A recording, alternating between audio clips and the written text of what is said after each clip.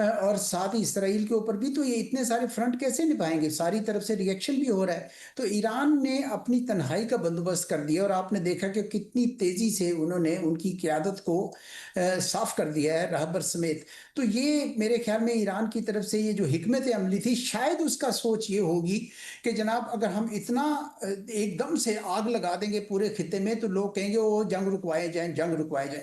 लेकिन ऐसा नहीं हुआ, क्योंकि अगर आप खित्ते में आग भी लगाते हैं तो आपके पास कोई एलाइज होने चाहिए ना, जो आपके लिए कोई स्ट्रेंथ हो। आपके पास तो कोई नहीं है, अकेला ईरान लड़ रहा है, ना रूस उसके साथ उस तरीके से आया है, ना चीन आया है, ना कोई और मुल्क उनका खित्ते का उनके साथ था। बल्कि जो मुल्क थोड़ी बहुत एक उनके लिए यानी एक नरम कोशा शुरू हुआ था, इस वजह से कि इसराइल ने अपना ग्रेटर इसराइल की बात करनी शुरू कर दी थी, जिसमें अरब दुनिया के बहुत सारी जो जगह हैं वो भी शामिल थी। तो उनको ख्याल आना शुरू हो गया था कि असल मसला जो है वो इसराइल है, ईरान नहीं है। लेकिन वो भी आपने ख़त्म कर दिया जब उन पर बमबारी कर दी। तो अब मुझे लगता है कि ये अपने मिसाइलों का चलाते तो रहेंगे सिलसिले, लेकिन मुझे नहीं लगता कि अब ईरान जो है वो उस तरीके से जवाब दे सकेगा, क्योंकि बहुत ज़्यादा फ्रंट उन्होंने खोल।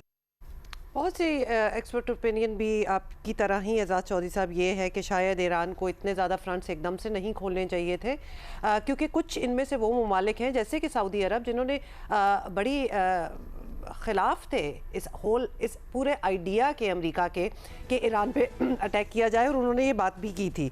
अच्छा, अब ये बताएं कि ऑब्वियसली हम तारीख़ देखें या मौजूदा चलें ज़मीनी हक़ाइक़, ये मिलिट्री कॉन्फ्लिक्ट या जंग, जो भी whatever you want to call it, इतनी जल्दी ख़त्म होती नज़र नहीं आ रही। इनफैक्ट ये जंग ही है। तो हमारे खित्ते पर मजमूई तौर पर इसका क्या असर पड़ेगा? हमें कैसे हालात के लिए ऑलरेडी तैयार होना चाहिए? देखिए, मैं नहीं समझता कि बहुत बहुत लंबी चलेगी जंग, क्योंकि ईरान के पास जितने भी मिसाइल हैं वो इस्तेमाल कर लेंगे। लेकिन चूंकि उन्होंने फ्रंट इतने सारे खोल लिए हुए हैं, अब वो इसलिए मुझे नहीं पता कि वो कितनी देर तक इसको सस्टेन कर सकेंगे। तो मुझे ऐसे लगता है कि ईरान की क़यादत को भी हटाते जा रहे हैं वो, और वहाँ पे एक मुझे तो अफरा तफरी का माहौल नज़र आ रहा है जी। मुझे ऐसा लग रहा है कि ईरान के अंदर ज़रा मसाइल बढ़ जाएंगे, बहुत ज़्यादा शदीद हो जाएंगे।